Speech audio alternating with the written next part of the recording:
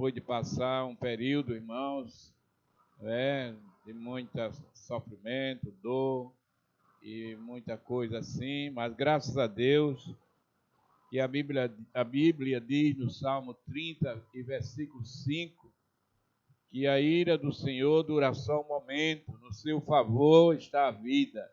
O choro pode durar uma noite, mas a alegria vem pela manhã. Amém, irmãos? Irmãos, agradece a Deus pela vida da nossa irmã Rebeca e a sua recuperação, e estar aqui sem dor, feliz e alegre. E aí, outra notícia é que ela ganhou o namorado. em meio a tanta tribulação, apareceu a bênção para... Glória a Deus. Deus abençoe a irmã Rebeca. Jesus continue lhe abençoando e lhe dando vitória. Glória a Deus. Meus amados irmãos, vá abrindo a sua Bíblia no livro de Lucas, capítulo 17. Versículo 11. Enquanto o nosso irmão Sinésio José Calvacante está aqui, nosso irmão está ali, servo de Deus, ele servia ali na de Prado como diácono e agora está se transferindo para esta congregação para continuar servindo ao Senhor. Os irmãos querem agradecer a Deus pela vida deste servo que veio somar juntamente conosco. Se é verdade, irmãos, digam amém. Tem mais alguém que nos visita nesta noite? Levante assim sua mão. Tem ali. E alguma pessoa que não é crente, levante assim a sua mão onde você estiver. Só tem uma pessoa. Deus lhe abençoe. O Senhor Jesus lhe trouxe nesta noite exatamente para você ouvir a santa palavra de Deus. Meus amados, São Lucas 17, versículos 11 ao 19. Vamos fazer aquela leitura responsiva. Eu vou ler o primeiro versículo, os amados vão nos acompanhar até o término da leitura. Quero ouvir a voz de todos os servos de Deus, lendo a palavra de Deus. Está escrito: e aconteceu que, indo ele a Jerusalém, passou pelo meio de Samaria e da Galiléia. Versículo 12.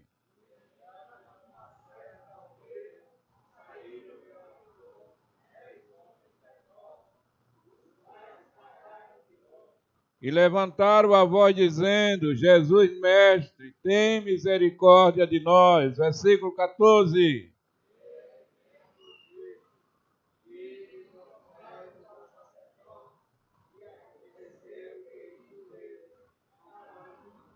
E um deles, vendo que estava são, voltou glorificando a Deus em alta voz. Versículo 16.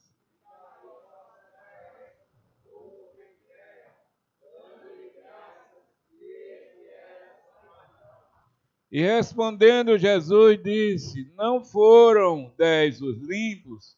Onde estão os 9? Versículo 18.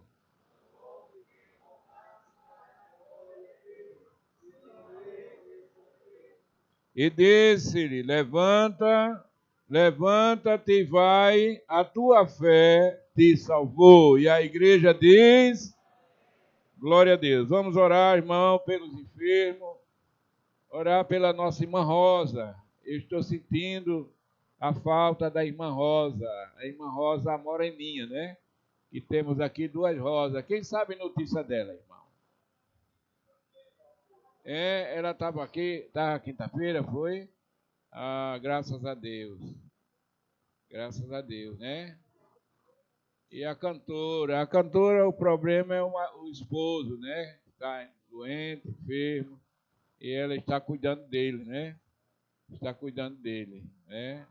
Irmã Rosa estava sentindo a falta dela no culto, né? Mas a gente sabe, né, irmão, que o temor é grande, né? Muita gente, o pessoal faz um assombro, um bicho de 7 cabeças, aquela coisa toda. E os velhinhos, não é que ela seja velha, né? Mas já está quebrada assim a idade. Ele fica com medo, assombrado, né, irmão? Com medo. Eu digo isso pela nossa dirigente, o ciclo de oração. A bichinha, rapaz, fica com medo. É o assombro que o povo faz. Principalmente quem assiste todas as notícias da televisão. Né? Quem assiste notícia da televisão, aí que se assombra mais. O bom é você não assistir. É ver o problema e você fazer que não está acontecendo nada. Não está acontecendo nada na vida, né? É certo que o problema existe, mas faça como quem não está, ande, fique precavido, alguma coisa assim, mas não se assombre não. Porque se Jesus quiser levar você para o céu, não tem quem impeça.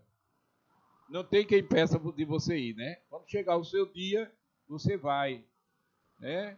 Glória a Deus. Faz a história, né, que conta que o camarada fez um contrato com a morte de a morte fazê-lo ele ficar rico, e depois que tivesse rico, a morte pudesse levar. E passou o tempo, aquele homem se enriqueceu e aproximava-se o dia do contrato, do fechamento do contrato. E ele era cabeludo, assim, ele disse, eu vou ver se engana a morte. Aí cortou o cabelo, pelou a cabeça e ficou todo pelado, né? Aí daqui a pouco ele sentiu que a morte se aproximava, né? Aí disse que a morte disse, eu estou procurando um cabeludo. Mas como eu não achei o cabeludo, eu vou levar esse careca mesmo. Então, quando chega o dia, irmão, não tem jeito não. Irmão Manuel, venha louvar a Deus para recolhermos, né, os santos dízimos e as santas ofertas para a manutenção da obra de Deus. E logo após, a nossa irmã, as coordenadoras, né, tem espaço para as duas, se quiserem, para dar continuidade ao trabalho do Senhor, tá bom? Querido Deus e Pai, maravilhoso Senhor, nós te glorificamos, nós te louvamos, te agradecemos pela vida dos teus filhos, das tuas filhas, Pai, aqueles que vão dizimar, aqueles que vão ofertar. Continue abençoando a tua amada igreja, dando vitória, nos ajudando a chegar no céu. Pai bendito, guarda-nos em teu sangue, nos dê vitória. Abençoe os nossos adolescentes que vão, Senhor, a partir de agora, falar do teu amor, cantar, louvar, glorificar o teu nome. Receba, Pai, as nossas vidas, em nome do Senhor Jesus, nós já te agradecemos. Amém. Manuel, venha louvar a Deus.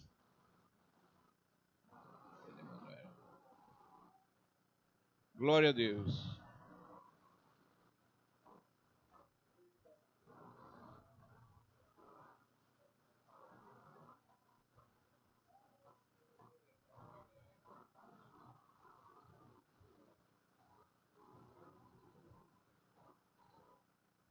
Glória a Deus.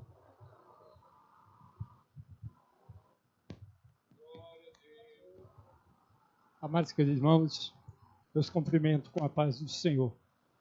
Se quiser dar 2 contos de som para mim, eu agradeço.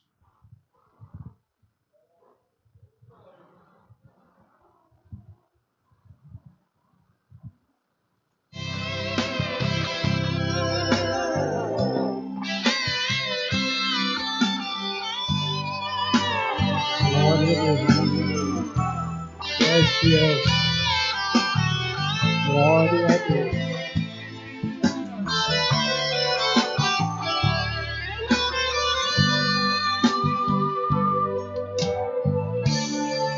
Com a alma angustiada, com o coração ferido, sem forças para lutar,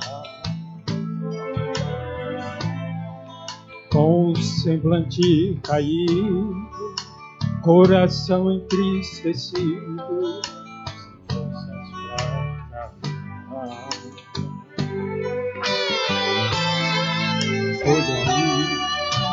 repente, ele veio de mansinho, disse: vim pra te ajudar. Sou teu Deus, sou teu amigo, não temas, estou contigo, vitória vou te entregar. Filho, eu estou aqui. Filho, não te abandonei. É nas horas de alegria ou nas horas de agonia, filho, contigo estarei. Filho, eu estou aqui. Meu amor, filho, eu te dei como prova que eu te amo, filho, na cruz do Calvário, sangue por ti derramei. Obrigado, Senhor, por mais um dia na tua presença, pelo privilégio de poder louvar o teu santo nome. Glória a Deus, glória a Deus. Eu sou.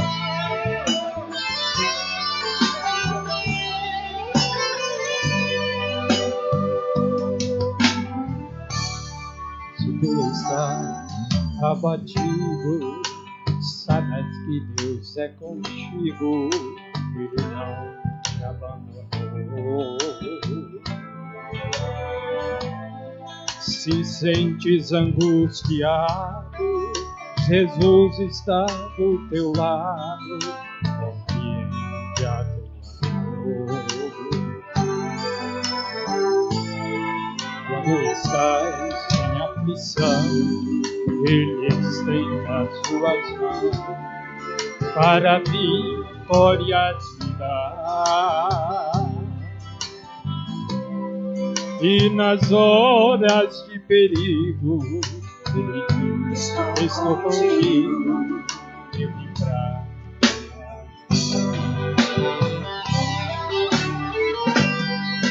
filho, eu estou aqui. Filho, não te abandonei. É nas horas de alegria ou nas horas de agonia, filho, contigo estarei. Filho, eu estou aqui.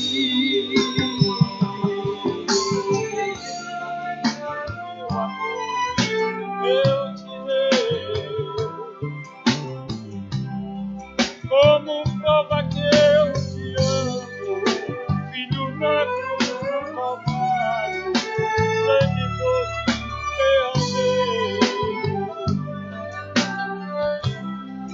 Como prova que eu te amo, filho, na cruz do Calvário, sangue por ti derramei. Por mais um dia de vitória e pelo privilégio de mais uma vez estar na tua casa. Obrigado, Senhor.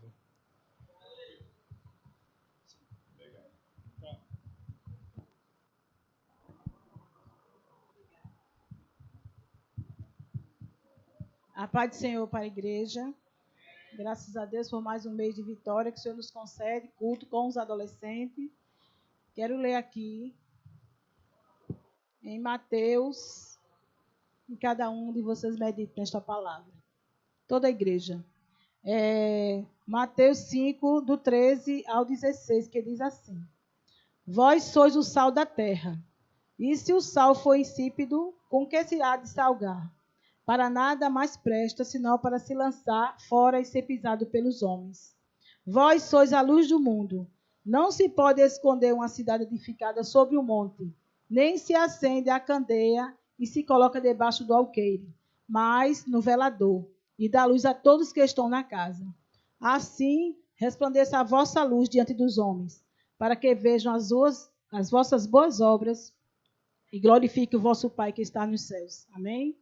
Que o Senhor nos ajude cada dia, né, igreja? E os adolescentes, sempre à frente do Senhor. Para não perdermos tempo, que temos pregador, vamos ouvir a Bárbara. Em seguida, a Alícia. Vou ler um versículo, se não quiser louvar, pode ler um versículo.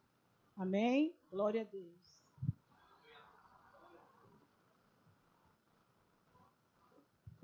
Salve da igreja com a paz do Senhor.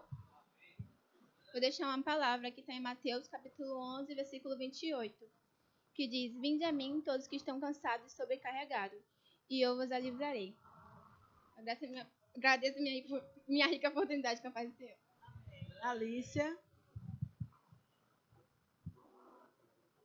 Depois da Alícia, vamos ouvir o Davi. Depois do Davi, Ana Alice. Glória a Deus, Senhor é fiel. Glória ao teu nome, Jesus.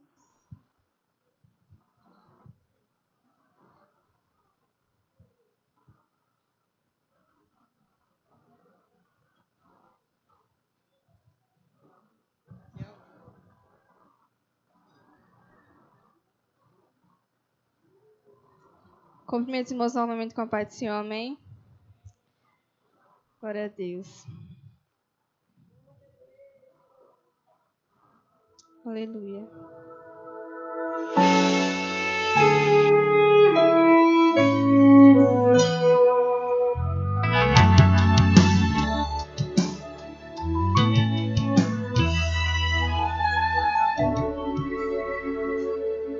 Quem estava ali quando jogaram e fecharam aquele homem na cova? E ali sozinho no meio daqueles leões, não conhecia o coração de quem adora. Quando Daniel se prostrava 3 vezes ao dia, o céu se movia. O inimigo não suportou, o inferno se levantou, porque sabia que aquele homem tinha um segredo com o seu Senhor, que a sua fé era maior que os seus inimigos. E ele não negou e nem recuou, mesmo correndo o perigo. Servo fiel como Daniel, tem voz conhecida lá no céu. A voz de quem adora rasga o céu na mesma hora. Tem escape, tem vitória. A voz de quem adora, a voz de quem adora, vence a luta, vence a prova, faz leão dormir na cova. A voz de quem adora, a voz de quem adora, a voz de quem adora. Aleluia.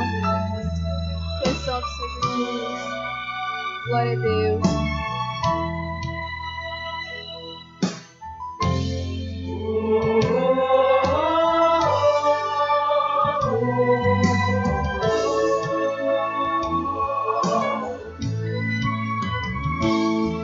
Aquele homem tinha um segredo com o seu Senhor, que a sua fé era maior que os seus inimigos. E ele não negou e nem recuou, mesmo correndo o perigo. Servo fiel como Daniel, tem voz conhecida lá no céu. A voz de quem adora rasga o céu na mesma hora. Tem escape, tem vitória. A voz de quem adora, a voz de quem adora, vence a luta, vence a prova, faz leão dormir na cova. A voz de quem adora, a voz de quem adora, rasga o céu na mesma hora. Tem escape, tem vitória. A voz de quem adora, A voz de quem adora, vence a luta, vence a prova. Faz leão dormir na cova. A voz de quem adora, a voz de quem adora, a voz de quem adora. Quem é adorador não se importa com a dor.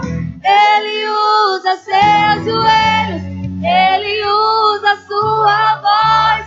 Ele louva ao Senhor, ele adora ao Senhor. Ele louva ao Senhor, ele adora ao Senhor.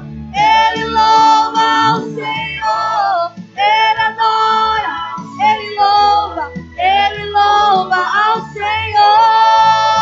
A voz de quem adora abre o céu na mesma hora. Tem escape, tem vitória. A voz de quem adora, a voz de quem adora, vence a luta, vence a prova. Faz leão dormir na cova. A voz de quem adora, a voz de quem adora,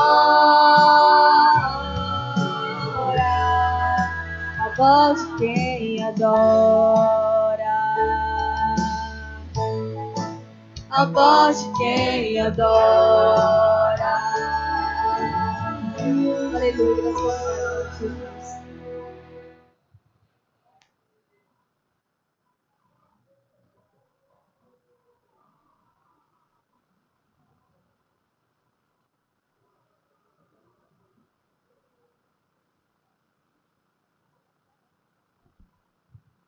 Salve, irmão, mais uma vez com a paz do Senhor. Vou ler aqui Jonas, capítulo 1. Versículo do 1 até o 3. Que diz assim: E veio a palavra do Senhor a Jonas, filho de Amatai, dizendo: Levanta-te, vai à grande cidade de Nínive e clama contra ela, porque a sua malícia subiu até a mim. Como todos sabem, é uma passagem bem conhecida, relata sobre Jonas pela sua desobediência, e como sabemos, toda desobediência tem uma consequência, um castigo. Então, Jonas decidiu ir para uma cidade oposta, que era Tarsis. E por causa da desobediência que ele teve, ele pagou a consequência, que foi ser engolido pelo peixe. E às vezes, é o que acontece com a gente. Às vezes nós pensamos que a vontade de Deus é algo que nós vamos odiar. Mas nesse momento, Jonas estava enganado. Então, ele fugiu do Senhor e foi para a cidade de Tarsis. Da mesma forma é a gente. Toda vez que nós deixamos de fazer a vontade de Deus para querer fazer a nossa, nós estamos comprando uma passagem para Tarsis. E daí Jonas foi. Mas, como Deus determinou ele ir para a cidade de Nínive para repreender o povo e ele não foi, Deus marcou um encontro com ele na barriga do peixe. E daí ele se arrependeu e foi cuspido na margem da praia e foi anunciar a mensagem. E daí percebemos que a mesma graça que alcança Jonas, alcança o povo de Nínive também. Porque apesar dele ser pecador, apesar de Deus ter mandado ele fazer uma coisa e ele não ter feito, ele se arrependeu e foi. Do mesmo jeito, o povo de Nínive, quando ele anunciou a mensagem que falou que se eles não se arrependessem, Deus ia destruir a cidade e tudo, eles se arrependeram no mesmo instante.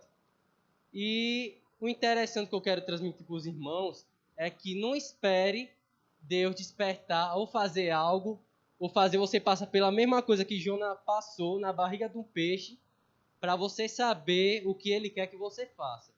E aqui agradeço a oportunidade, em nome de Jesus. Logo após Alice e o Ailton, viu? Em nome de Jesus. Santo e eterno, nós te louvamos, Senhor. Te agradecemos pela tua bondade, pela tua graça e pela tua infinita misericórdia. Pai, agora te apresentamos o teu servo, o teu filho, Senhor. Usa-o, Pai. Continua falando conosco de uma maneira toda especial. Em nome de Jesus, nós já te agradecemos por tudo que o Senhor já fez e o que ainda há de fazer em nosso meio. Fala conosco, Senhor, aquilo que o Senhor tem para nós. Em nome de Jesus. E a igreja diz...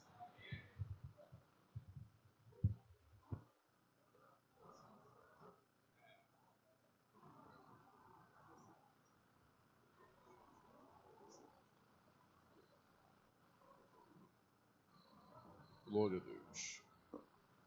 Meus queridos irmãos, eu vos saúdo com a graça e a paz de nosso Senhor e Salvador Jesus Cristo. Amém, queridos? Graças a Deus. Para tanto, eu quero convidar a todos que estão de posse do oráculo sagrado de Deus, que abram no primeiro livro histórico de Samuel, no capítulo de número 3, nos versos de número 3 a seguir. Bendito seja Deus. Primeiro livro histórico de Samuel, no capítulo de número 3, os versos de número 1 a seguir. Enquanto isso, eu quero externar a Deus os meus agradecimentos pela sua infinita bondade e misericórdia, e pelo qual derramou sobre nossas vidas a sua graça, e todos nós estamos aqui neste lugar. Louvo a Deus pela salvação, pela justificação e pela obra de Cristo Jesus na cruz do Calvário. Toda honra, toda glória, todo louvor, toda exaltação, todas as ações de graças seja dada ao nosso bondoso Deus. Quero externar a Deus também a minha gratidão pela vida do pastor, anjo desta igreja, pastor Walter dos Anjos, pela confiabilidade, meu pastor. Deus abençoe abundantemente, como também todo o corpo de obreiros, a igreja do Senhor, que Deus possa enriquecê-los com todas as sortes de bênçãos nos lugares celestiais. Quero também trazer a calorosa saudação do meu pastor ali na 9ª região, no Village Campreste 2, pastor Tony Duarte. Mesmo cumprimento o pastor da igreja, os obreiros e a igreja do Senhor, com a paz do Senhor Jesus. Também não posso deixar de mencionar minha flor, que sempre está comigo, está ali atrás. Deus abençoe, em nome de Jesus, como também a minha família em Cristo Jesus. Queridos, aqueles que encontraram uma referência bíblica, por sinal, digam, eu vou para o céu. Não encontrou, diga, eu vou também. Graças a Deus, né? Capítulo de número 3, versículo de número 1, escrito está: Ainda Samuel era menino, mas continuava a servir ao Senhor, sob a direção dele. Naquela época, raramente Yahvé falava aos seus servos, e as visões havia se escasseado muito. Certa feita, em uma noite, Eli, cujos olhos estavam ficando tão debilitados que já não conseguia mais enxergar, estava deitado em seu lugar de costume. Samuel dormia na tenda sagrada de Yahvé, onde ficava a arca da aliança, e a lâmpada de Deus ainda estava acesa. Amém, queridos? Por bondade, podem retornar os vossos assentos. Credibilidade de sua. Queridos e amados em Cristo Jesus, eu quero tomar por base esse texto para subordiná-lo ao seguinte tema: os filhos da impossibilidade. Os filhos da impossibilidade. Quando nós olhamos o livro histórico de Samuel, logo automaticamente o texto que acabamos de fazer menção, ele vai nos remeter ao contexto histórico em que o capítulo de número 3 está inserido, ou os primeiros capítulos desse livro está inserido. O contexto cultural, histórico e tradicional da época nos permite, por sua vez, a mergulhar dentro das páginas preliminares da Bíblia Sagrada e conhecermos esse pano de fundo histórico em que o texto é enfático em mostrar no versículo de número 1, pois no tempo em que as visões eram muito raras e, por sua vez, a voz do Senhor não era frequente, isso mostra um tempo e um período do contexto do povo de Deus, um contexto caótico, um período em que eles estavam vivenciando um período de crise espiritual. E, não obstante, quando o texto é enfático em dizer, automaticamente ele está nos alicerçando à luz da história, em que, por sua vez, o povo estava vivendo uma escassez espiritual. A fonte das águas de Deus jamais ela haveria de se esgotar, mas o povo deixou de procurar a fonte e beber dessa água que sacia a nossa sede espiritual. Não obstante, quando nós olhamos a essa historicidade, nós precisamos entrar dentro desse contexto e entendermos o capítulo de número 3, em que época ele se encaixa e a grande revelação que Deus explodiu ali nesse contexto de crise espiritual. Não obstante, nós vamos observar que, à luz da história, sempre Deus preservou uma minoria fiel. À luz da história, Deus sempre teve uma reserva moral, uma reserva espiritual, que Ele pudesse usar para trazer algo novo para o contexto de Israel. Sempre em tempo de caos e de crise, Deus sempre levantava alguém para fazer a diferença nesse período caótico e sombrio ou obscuro da história do povo de Deus. Quando nós olhamos para a historicidade do povo de Israel, já em Moisés, o povo no deserto caminhou durante 40 anos e experimentou as maravilhas, a apoteose, a glória, a magnificência, a bondade, a misericórdia do Deus Todo-Poderoso. E no obstante, no deserto, segundo William Barclay, eles experimentaram algo extraordinário, magnífico, que foi a Shekinah ou a Shekinah de Deus no deserto. Deus havia se revelado para o seu povo. Durante 430 anos o povo habitou no Egito. E durante 400 anos, aproximadamente quando se passa 30 anos, se inicia 400 anos aí de escravidão no contexto da maior potência econômica do mundo antigo, a saber, o Egito. E não obstante, se nós parafrasearmos essa luz do contexto histórico, havia um silêncio de Deus, mas também havia uma promessa de Deus, porque Deus, antes mesmo de silenciar a sua voz, Ele sempre deixa marcada e carimbada no meio do seu povo, na história do seu povo, a sua promessa. E a promessa é que Deus haveria de livrar esse povo da nação, ou melhor, livrar esse povo da nação dos egípcios. E o interessante é que quando esse povo sai do Egito e ele vai para o deserto, Deus se revela de uma maneira extraordinária. Deus deu a ordem a Moisés: Moisés, eu quero que você coloque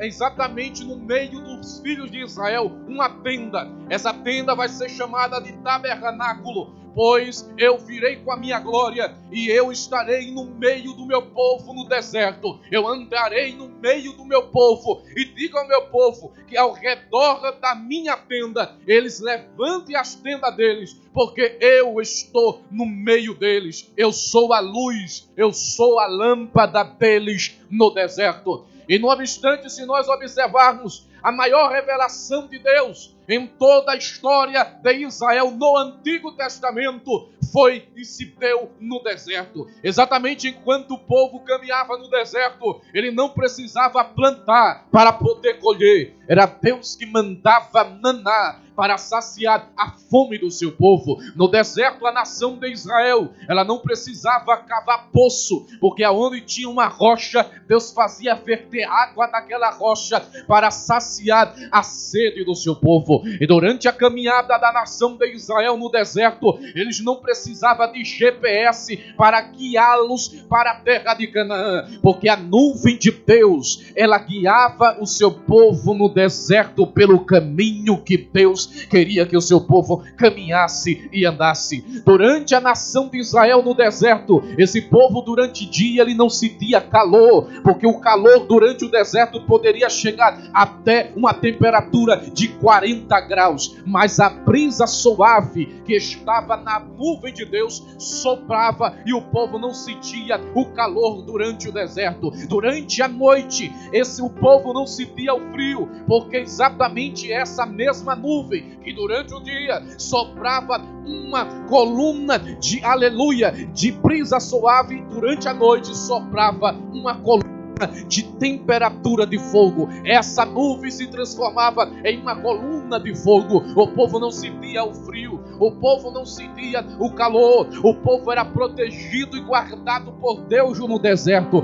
No deserto, as irmãzinhas não precisavam levar o guarda-roupa inteiro na peregrinação, porque Deus iria renovando os calçados e as roupas do seu povo. Era Deus que cuidava no deserto. Segundo William Barclay, era das maiores explosões de glória foi quando Deus se revelou no deserto para os filhos de Israel. Essa magnitude de glória, essa revelação de glória, por sua vez, ela vem se findando a partir do momento quando o povo ele caminha para a idolatria e abandona os estatutos de Yahvé. A morte de Josué trouxe um impacto, a morte de Moisés trouxe um impacto, e consequentemente Josué dá continuidade a posteriori a governabilidade ali do povo de Israel na pessoa do patriarca Moisés. Josué começa a dar sequência e conduz o povo para dentro de Canaã, mas a Bíblia diz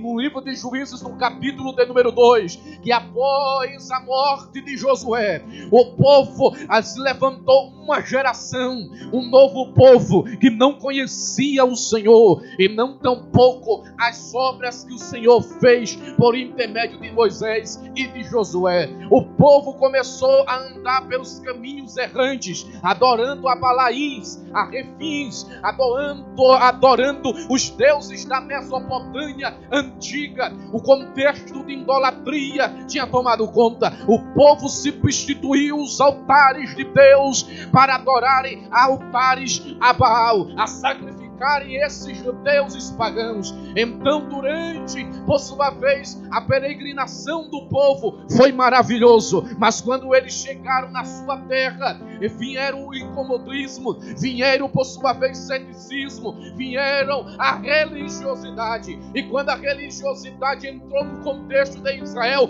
a espiritualidade acabou, e eles começaram a adorar outros deuses. Cada pai de família, eles por sua vez escolhiam Deus para cultuar dentro da sua casa. Havia deuses de prata, de pedra, de madeira, de ouro, ourives que trabalhavam para levantar e construir altares e deuses para o povo de Israel. A espiritualidade do povo estava em declínio. Segundo os historiadores e comentaristas, eles dizem que nesse período dos juízes, que é puxado como período da teocracia, Deus, gracia, governo, o governo de Deus. Deus entrega o governo dele nas mãos dos juízes, mas os juízes não tiveram habilidade para promover novamente uma unção, um avivamento que o povo outrora tinha sentido lá no deserto. E o interessante, irmãos, é quando o povo estava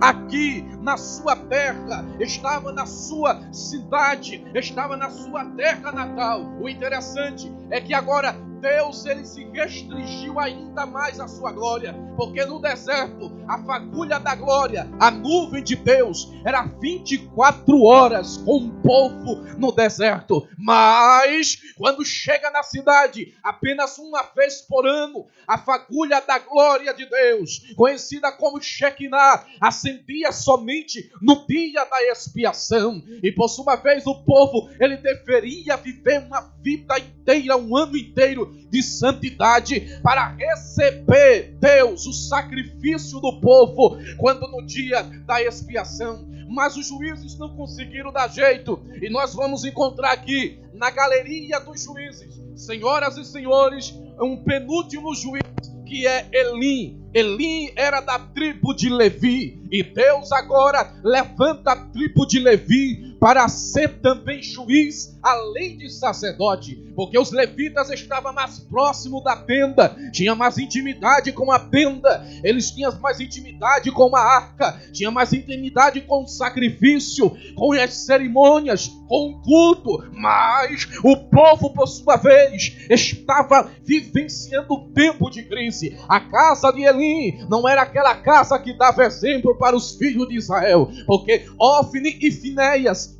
filhos de Elim, sacerdote da casa do Senhor, a Bíblia vai dizer que eles, por sua vez, pegavam as mulheres e ia à porta da tenda da congregação e, por sua vez, se relacionava com essas mulheres. Era algo catastrófico, era algo banalizador o que eles faziam. O texto nos relata e nos dá a entender que as mulheres faziam fila exatamente na porta da tenda da casa do Senhor para se relacionar, para ter uma vida de adultério, de prostituição com Ofni e Finéias. O interessante é que quando alguém pensa que Deus abandonou a casa, que Deus abandonou os filhos dele na terra dos viventes, ele só está olhando e esperando a moral e a reserva de Deus aparecer. Aleluia! Deus sempre levantará em tempos de crise verdadeiro sacerdote que o buscam em espírito e em verdade. Aleluia! Então, por sua vez, a nação de Israel está vendo aquela cena. O sacerdote era o intermediário entre Deus e os homens. Ele era a autoridade de Deus na terra. Era a maior posição religiosa naquela época. Ele era um intermediário. Era o ponto de contato para o culto. Porque se os filhos de Israel quisessem cultuar, deveria levar pombinhas, rolinhas e até mesmo cordeiros, animais, para entregar o sacerdote, para o sacerdote oferecer por ele o culto. Era o intermediário. Era o ponto de contato para o culto, o ponto de contato, aleluia, para o relacionamento. Mas no tempo de crise, quando a maioria levantava altares para adorar em outros deuses, quando a maioria já não queria saber mais dos estatutos de Deus, Deus, aleluia, preserva uma família no tempo de crise. Levante a sua mão no primeiro andar, porque eu tenho uma palavra profética. A sua casa, a sua família é a reserva moral de Deus neste tempo de corrupção e pecado. Você é a moral de Deus na terra dos viventes. É você que preserva a santidade. É você que preserva a ortodoxia doutrinária das Assembleias de Deus no Brasil e não abre mão da tradição. É você que abraça a causa doutrinária do Evangelho e diz: o mundo pode viver do jeito que quiser, mas eu continuo subindo para Siló e adorando Deus Todo-Poderoso, porque Ele é fiel na terra dos viventes. Aleluia! A Bíblia diz que no meio do caos a liderança estava falida. Aleluia! Mas no meio do caos, do desespero, da promiscuidade, aleluia, sobe todos os anos para adorar o Senhor a família de Eucana. O capítulo de número 1 vai dizer que subia todos os anos Eucana com a sua família para sacrificar e adorar o Senhor em Siló, aonde estava a arca e a tenda de Deus. Enquanto a maioria está descendo para a banalidade e a carnalidade, existe uma minoria que está subindo. Existe uma família que está procurando a tenda de Deus, está procurando a arca, porque a arca é o lugar mais seguro que nós podemos ter para a nossa vida. A razão da nossa existência é a presença de Deus. E como não havia fagulha de glória, porque no ano que havia pecado, a glória de Deus não descia na tenda. O sumo sacerdote ele poderia sacrificar, mas o fogo não descia. Porque Deus só poderia descer onde houvesse santidade. E no dia da expiação vai lá o sacerdote, o sumo sacerdote, oferecer o sacrifício. No dia da expiação era diferente de todos os sacrifícios. Porque no dia da expiação, o Senhor disse a Moisés: Moisés, coloque registre, para que quando o sumo sacerdote, no dia da expiação, ele fazer sacrifício, diga a ele que o resto do ano ele pode colocar fogo, mas no dia da expiação ele só vai matar o cordeiro, e quem vai colocar fogo no altar sou eu. Porque aí vem a raiz da palavra holocausto, oferta totalmente queimada. Era Deus dizendo: eu vou responder com fogo no átrio, e a minha glória vai descer no santíssimo lugar. Era fogo fora e glória dentro. Aleluia.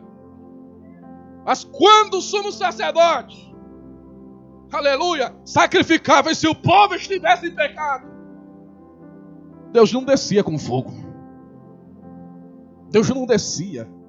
A carne ficava podre, as moscas rodeavam o altar. E altar de Deus não é lugar para mosca pousar.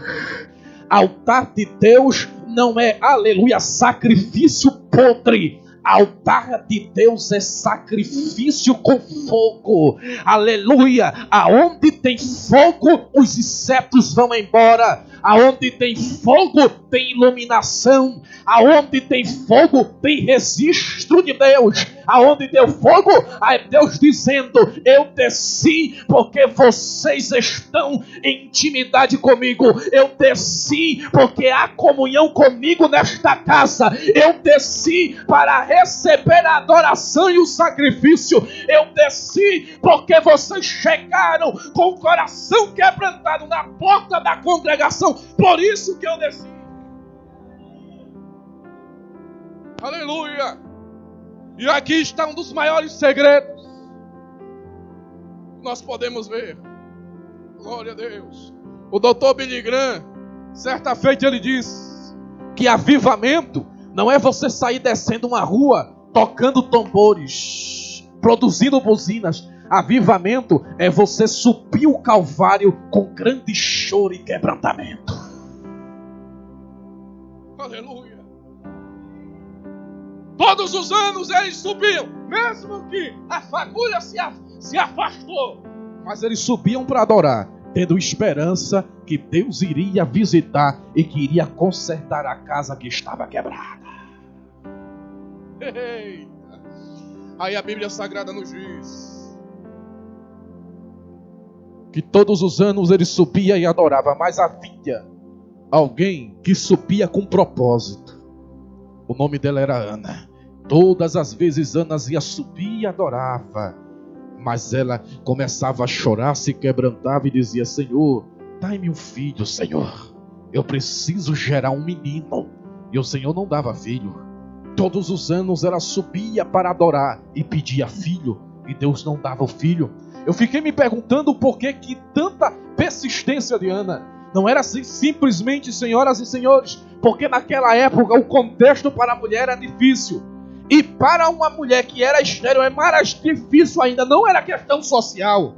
É porque Ana estava carimbada da promessa. Ana era da tribo de Efraim, da tribo de Eucana, aleluia, efraimita. E portanto, os efraimitas tinham uma promessa. E está escrito em Gênesis capítulo de número 48, Ana sabia da promessa e ela segurou a promessa.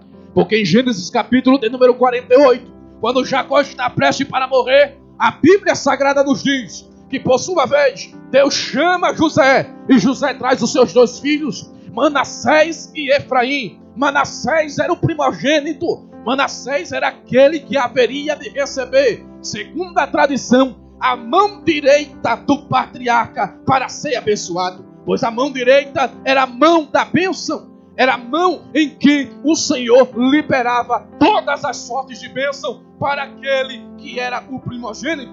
E não obstante a isso, já vai lá, o próprio José prepara o cenário. A Bíblia diz que Jacó já estava velhinho e que a sua visão já estava turva, ele não conseguia enxergar bem. Então José, ele pensou, eu vou preparar o cenário do culto de hoje, eu vou fazer a programação e eu vou organizar tudo para nada dar errado no culto de hoje. Ele pega Manassés e coloca na sua mão esquerda, pega Efraim e coloca na sua mão direita, porque quando Manassés, que está do lado esquerdo de José, ficar de frente com, aleluia, Jacó, ele vai ficar de frente com a mão direita. Não tem como errar. É só levantar a mão e descer na cabeça do homem certo, segundo José. Aí exatamente, quando José faz essa organização, o Espírito Santo entra no cenário.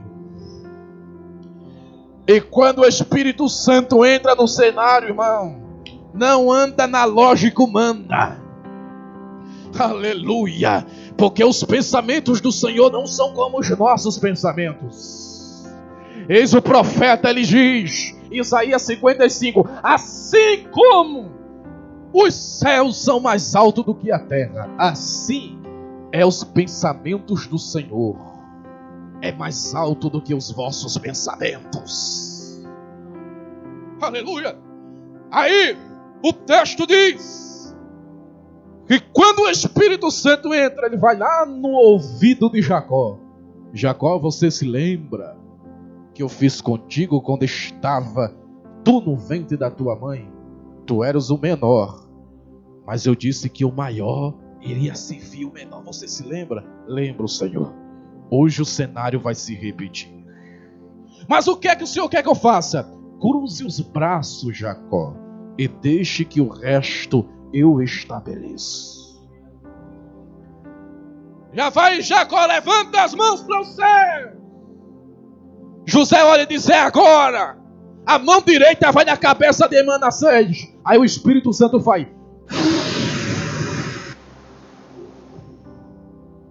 Sopra na mão direita do velhinho. E a mão direita dele desce na cabeça de Efraim, o menor. Aí a Bíblia diz que José coloca a mão na cabeça e disse, meu pai, o Senhor colocou a mão na cabeça do homem errado. Aí Jacó, cheio do Espírito Santo, disse, calma, meu filho, aleluia, Manassés será grande sim, e será abençoado. Agora o menor, eita, ele vai ser como uma árvore frutífera, não haverá esterilidade nele, porque ele será uma nação de multiplicadores.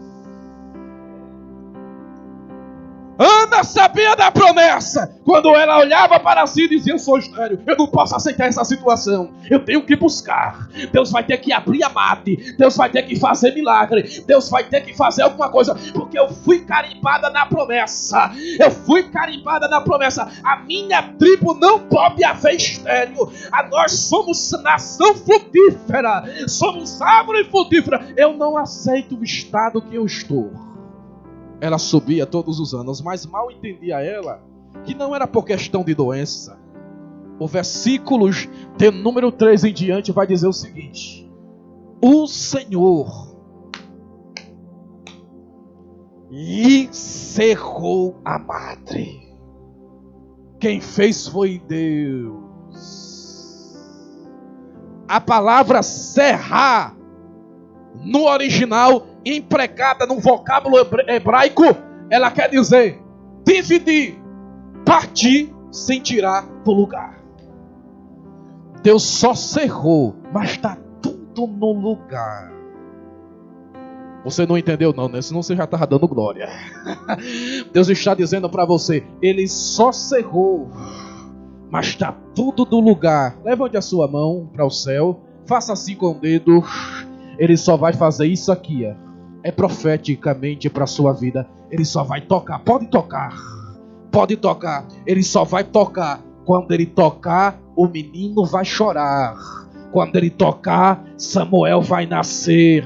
Quando Ele tocar, a esperança vai chegar. Quando Ele tocar, o culto de ações de graça vai acontecer. Quando Ele tocar, haverá novidade em toda a terra. Quando Ele tocar, Ele vai envergonhar Penina. Quando Ele tocar, Ele vai te exaltar na terra. Quando Ele tocar, prepara para carregar o teu milagre. Quando Ele tocar, pode preparar para levar o sacerdote para agradecer. Porque quando Ele tocar, as coisas mudam de lugar. E tudo que está parado começa a se movimentar. Eu tenho uma palavra de Deus nessa noite, e debaixo da autoridade eu libero essa palavra para te dizer: te prepara para carregar Samuel, porque a tua oração foi ouvida e a terra seca vai brotar, vai brotar, vai brotar. Aleluia!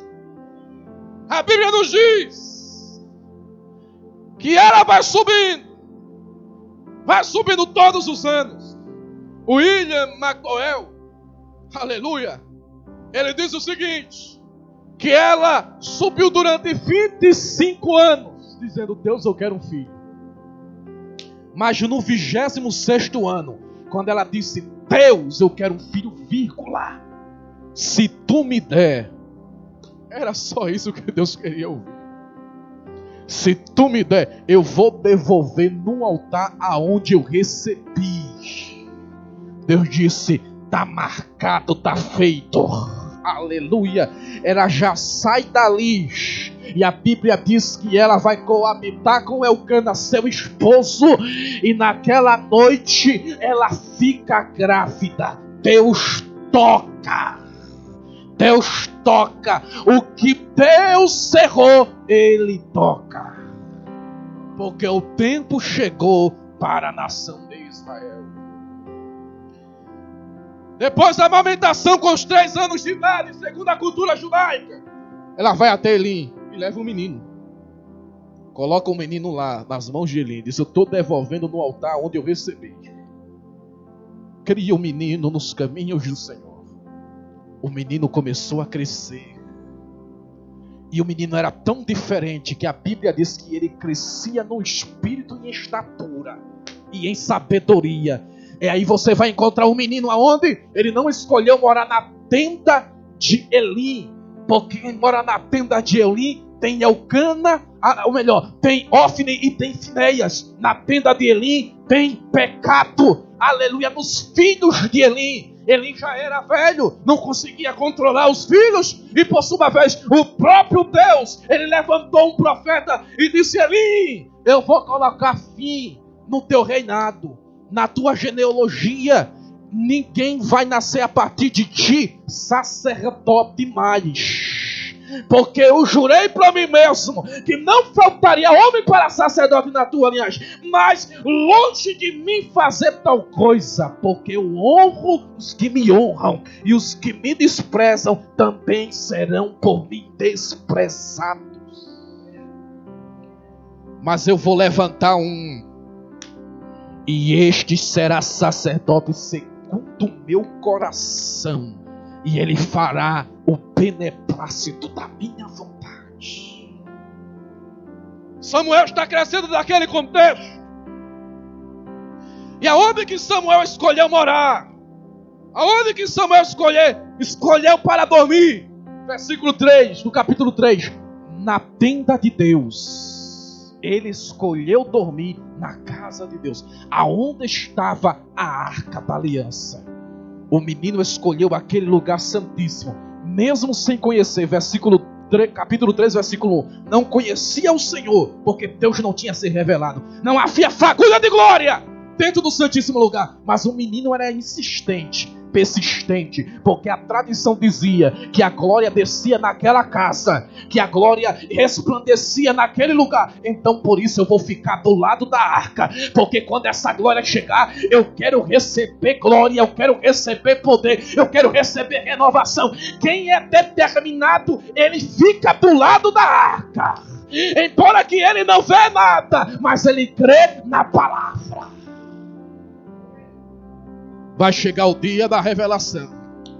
Vai chegar o dia do esplendor de glória. Aí a Bíblia nos diz, aleluia, que o menino, tendo se deitado no seu lugar, como de costume, na casa de Deus, e também ele foi deitar no seu lugar, na sua tenda, na sua própria casa. Para onde que Deus vai? Deus vai aonde está a arca. E o menino estava onde? Onde estava a arca de Deus. E a Bíblia diz que antes que a lâmpada de Deus se apagasse, Deus chama o menino. E sabe o que eu acho bonito nisso, irmãos? É que quando, por sua vez, Deus chama Samuel, ele chama 2 vezes, o texto é enfático dizer: Samuel, Samuel. A voz do Senhor ecoa na tenda, mas o fogo não acendeu em cima do propiciatório, a tampa da arca da aliança. Ele corre para Eli e diz: por que me chamaste? Ele disse: meu filho, eu não te chamei, vai voltar para deitar. E a lâmpada de Deus estava acesa. Eita. E Deus chamando o menino, enquanto a lâmpada estiver acesa, a voz de Deus vai chamar o nome de Samuel.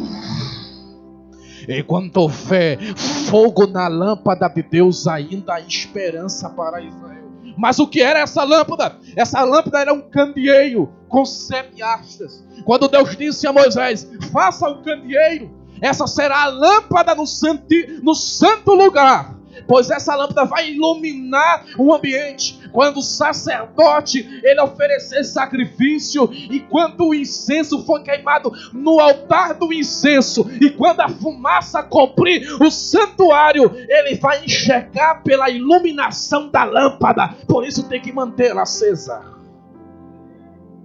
Sabe o que significava aquela lâmpada, aquele candeeiro?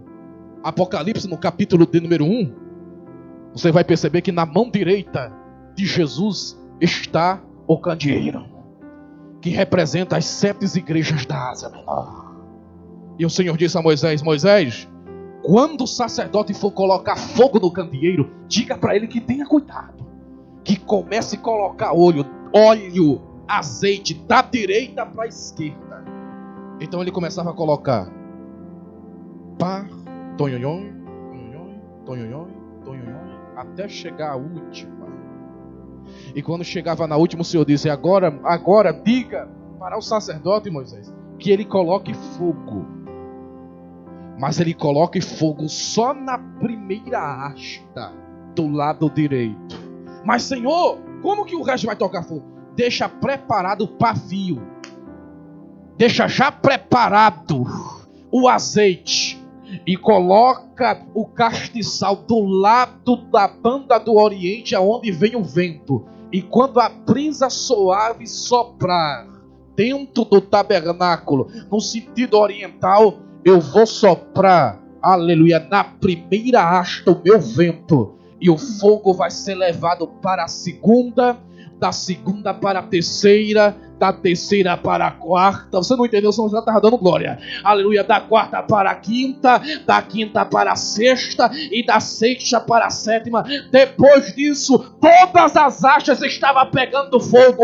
Aqui eu entendo, irmãos, quando um crente ele começa a dar glória dentro da igreja, de repente o primeiro glória contagia o irmão que está do lado. Aí pega no segundo, o fogo pega no terceiro, o fogo pega no quarto, o fogo pega no quinto, o fogo pega no sexto, o fogo pega no sétimo. Depois todo o castiçal da igreja está acesa. Enquanto estiver acesa, tem esperança. Eu não gosto muito de fazer isso, mas hoje eu vou fazer. Olha para o irmão que está do teu lado e diz aí: se tem fogo na tua alma, então Deus vai falar, Deus vai bradar e os céus vai descer. Aleluia! Essa asta, esse candeeiro era a figura, tipologia no Antigo Testamento do homem, no Novo Testamento a igreja. E necessariamente, lá no livro de Provérbios, no capítulo 20 e no versículo 27, o proverbista Salomão, ele disse que o nosso espírito é um candeeiro aceso. Ele diz que é a lâmpada de Deus. Enquanto houver remanescente na casa dos filhos de Israel, ainda Deus fala, Deus se revela, Deus se apresenta, Deus coloca ainda no prumo em ordem, por causa do remanescente que procura Deus na tenda. Deus desce para mudar uma nação inteira, por causa de uma minoria, que vai na contramão do mundo, por causa de uma minoria que faz questão de pregar sobre justiça, sobre santidade.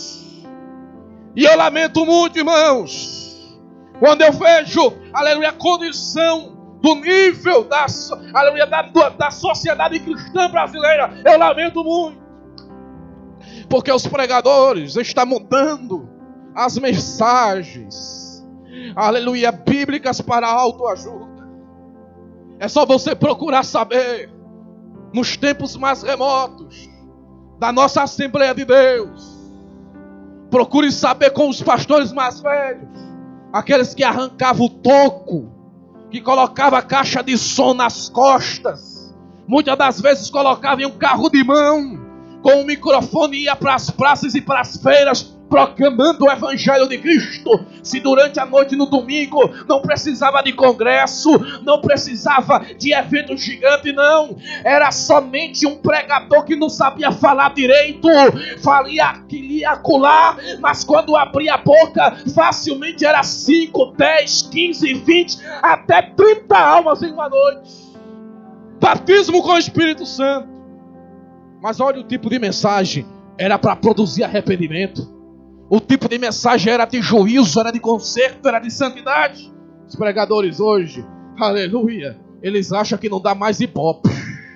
Mas, aleluia, pregador, ele não foi levantado dentro da igreja para ser popista gospel. Ele foi levantado para ser pregador da palavra. E a palavra de Deus não mudou.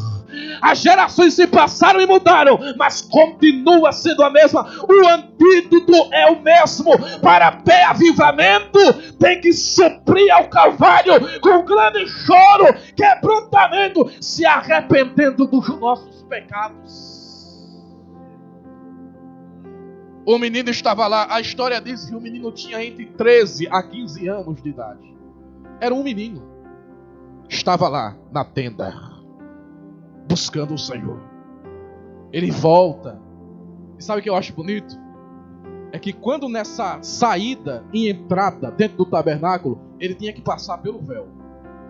E o véu era erguido 1,5 metro de altura, 22 metros de largura, pesava 2 toneladas, tinha 23 a 25 centímetros a espessura do tecido, linho, pesado.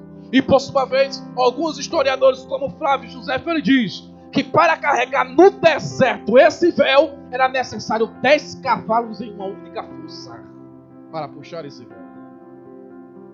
Então, por sua vez, esse menino, para encontrar com a arca, ele tinha que abaixar a cabeça, tinha que entrar no santíssimo lugar prostrado.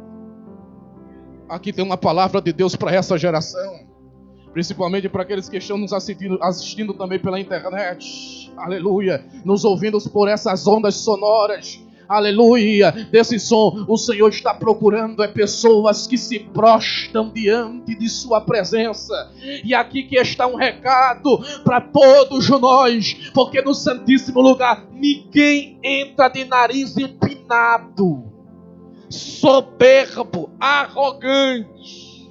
Quem entra de nariz empinado, ele quebra a cara em um véu de 2 toneladas. Tem que descer, Samuel. Tem que descer. Há muito tempo, desde pequeno, que eu escuto as dirigentes do ciclo da oração dizendo: tem que descer. Tem que descer. O antídoto não mudou. A metodologia bíblica não mudou. Tem que descer, Samuel, para conhecer a minha glória. Tem que descer quantas vezes necessária for, mas tem que baixar a Crístia. Tem que deixar a soberba de lado, tem que renunciar ao eu, se prostrar e reconhecer que o único, altíssimo e poderoso é o Senhor. O nome que brilha aqui é dele. Aleluia. Aí quando está lá, o menino entra pela segunda vez, o Senhor diz: Samuel, Samuel. O menino vai até ele: por que me chamaste? Não te chamei não, filho. Me deixa dormir e volta para o teu lugar. Aí na terceira vez o Senhor disse: Samuel, Samuel. O menino se levanta e vai lá. Sabe o que eu aprendo aqui? Embora que Eli, aleluia, aleluia, não conseguia consertar a casa dele, já não tinha mais a sua casa para dar exemplo, Samuel sabia honrar, porque ainda ele é homem que Deus levantou. Com as falhas, ainda assim ele respeitava a quem Deus levantou. Sabe por quê? Porque quem Deus levanta, o homem não abate. Quem abate é o próprio Deus, a quem ele mesmo levantou. É ele que se responsabiliza pelo profeta. Aleluia.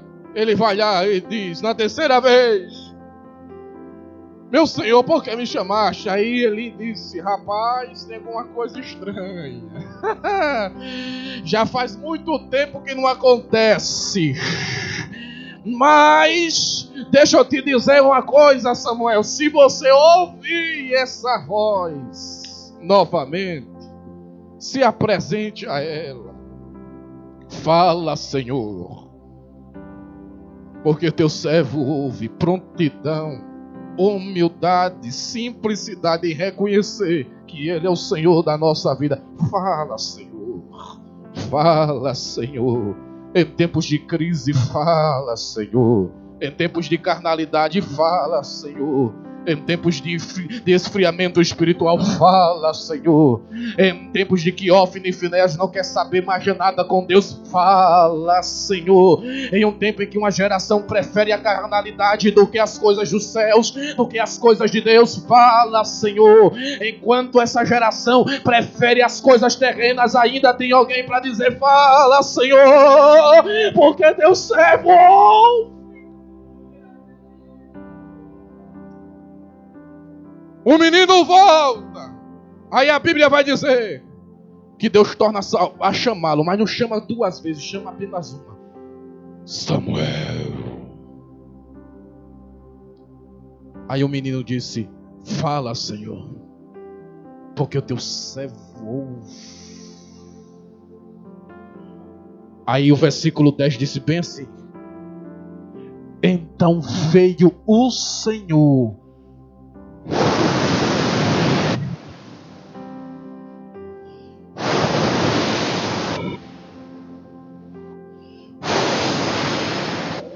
em uma noite escura, acendeu novamente a chama da Shekinah no ambiente, e Deus no meio do fogo fala com o menino. O texto diz que então veio o Senhor, somente quando o menino disse: fala, Senhor, porque teu servo ouve. Aí o texto é enfático em dizer: então veio o Senhor, e ali esteve. E o Senhor brada no meio do fogo dizendo: eis que eu vou fazer uma coisa nova. Aleluia, aleluia. Levante a sua mão no primeiro andar. Quem acredita na palavra do Eterno como autoridade e regra de fé e prática para a sua vida, o Senhor está dizendo para você: ei, descanse o seu coração, Ana, porque o projeto que Deus colocou na sua vida é maior do que o seu. Você precisa gerar um menino, mas o Senhor precisa de um sacerdote. Você precisa, aleluia, gerar uma criança, mas o Senhor precisa de um profeta. Você precisa gerar um bebê, mas o Senhor precisa de um juiz. Ana, o projeto que Deus tem com você é maior do que o seu. Te prepara, porque Deus vai fazer dessa promessa enlarguecer. Vai ter profundidade, vai ter largura e vai ter altura. Vai ser coisa de peso. Aleluia. Deus pega o projeto. Eis que eu vou fazer uma coisa nova em Israel, que todo aquele que ouvir lhe tinirão ambos os ouvidos. Fique de pé comigo, por favor.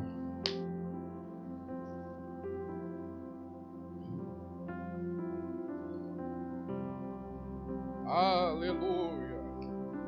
Navacundinetizar. Barque prosa vogue de me vogue fel e me morfalha nevas. Eis que eu vou fazer uma coisa nova, Ana de Deus. Jovem, seja persistente, não desanime, não abandone a cruz, não saia de perto da arca, porque quem tem chamada de Deus tem e ninguém atira. Vai chegar o tempo de Deus levantar essa juventude com tanto poder e glória.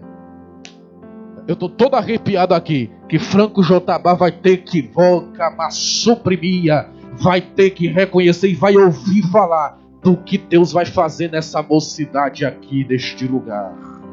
Não saia de perto da arca de Deus. Não saia de perto, de dentro da tenda de Deus, porque Deus vai te procurar lá.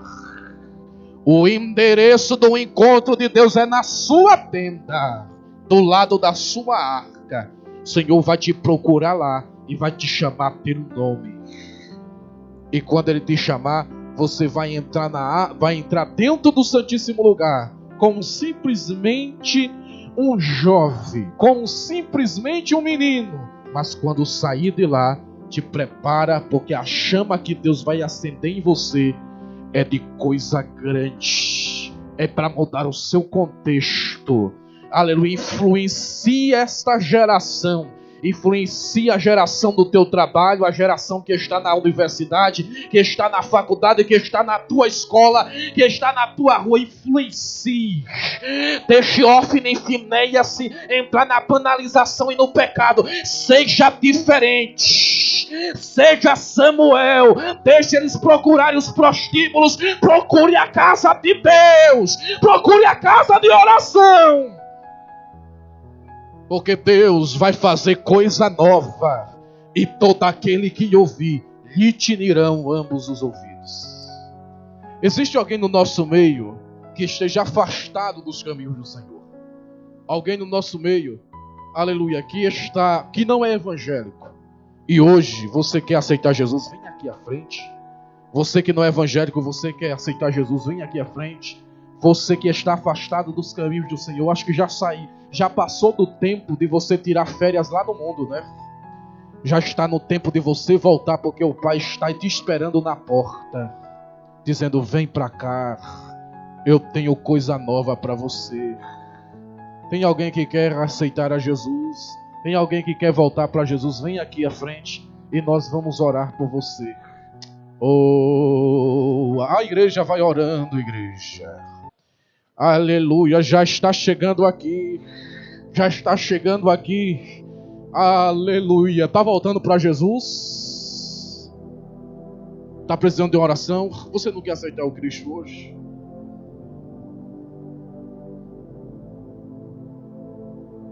Amém. A oportunidade é hoje. Meus queridos, Ele quer uma oração. E eu quero pedir a você que estenda a sua mão, para que o Espírito Santo possa convencê-lo do pecado, da justiça e do juízo. Deus Todo-Poderoso e Santo, estar aqui, ó Deus, esse jovem Senhor, que está diante do teu altar. Não sou eu com as minhas palavras, mas o Senhor com teu Espírito.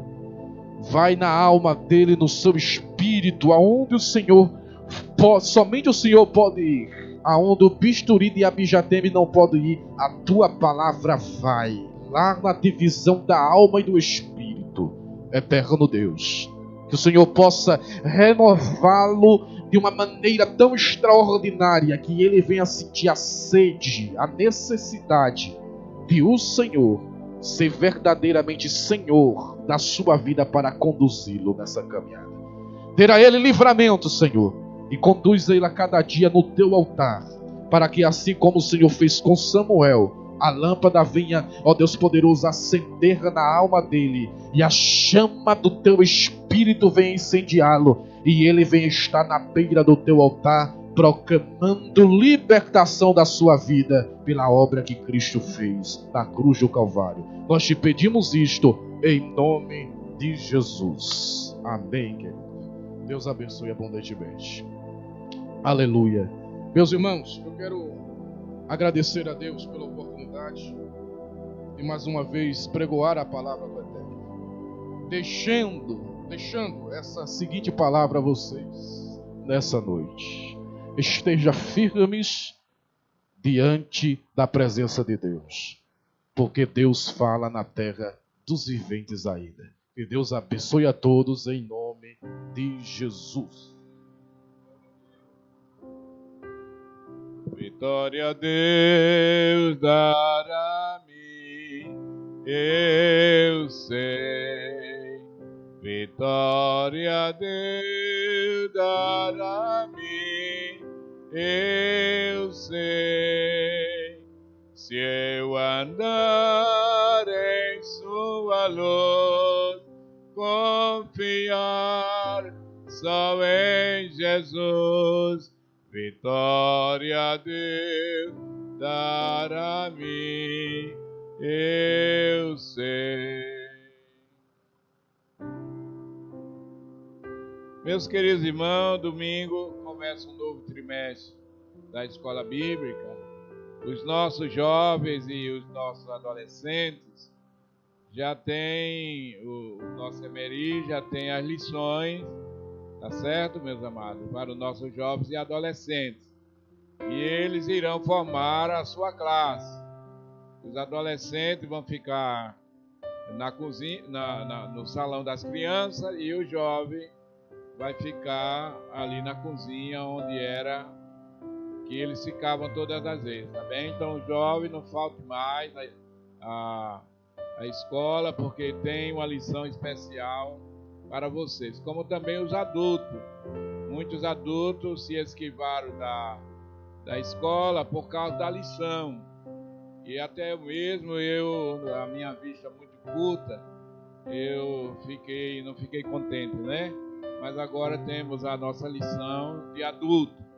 Então, e vamos nesse trimestre estudar a fragilidade humana e a sabedoria divina, baseado no livro de Jó. Então venham para a escola, vamos fazer da nossa escola a maior escola e a melhor escola do mundo. É a escola que ensina para a vida eterna. Então não falte no domingo a escola bíblica. Eleva os olhos para os montes, de onde me virá o socorro? A graça de nosso Senhor e Salvador Jesus Cristo, o amor de Deus e a comunhão do Espírito Santo sejam com todos, e todos dizem: Deus abençoe. Quantos querem agradecer pela mensagem desta noite?